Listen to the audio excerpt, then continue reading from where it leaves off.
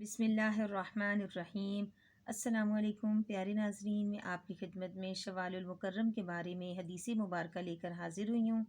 حضرت ابو ایوب انصاری رضی اللہ تعالی عنہ سے روایت ہے کہ رسول اللہ صلی اللہ علیہ وآلہ وسلم نے فرمایا کہ جس نے رمضان المبارک کے روزے رکھے اور اس کے بعد 6 نفل روزے شوال یعنی عید کے مہینے میں رکھ لیے تو پورے سال روزے رکھنے کا ثواب ہوگا، اور اگر ہمیشہ ایسا ہی کرے گا تو گویا اس نے ساری عمر روزے رکھے۔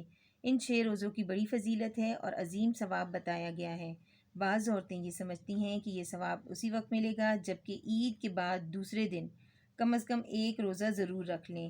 یہ بات بالکل بھی درست نہیں۔ اگر دوسری تاریخ سے روزے شروع نہ کیے اور پورے ماہ شوال میں 6 روزے رکھ لیے تب بھی یہ ثواب مل جائے گا۔ اکثر لوگ اس غلط فہمی میں مبتلا ہوتے ہیں کہ شوال کے روزوں میں قضا کی نیت بھی کر سکتے ہیں، تو یہ بات بھی بالکل درست نہیں۔ قضا روزے الگ رکھنے ہوتے ہیں اور نفل روزے الگ، یعنی ایک ہی قسم کے روزوں میں 2 نیتیں نہیں ہو سکتی۔ پیارے ناظرین، اگر میری ویڈیو آپ کو پسند آئی ہے تو پلیز اسے سبسکرائب کریں، لائک کریں اور کمنٹ کریں۔ اللہ حافظ۔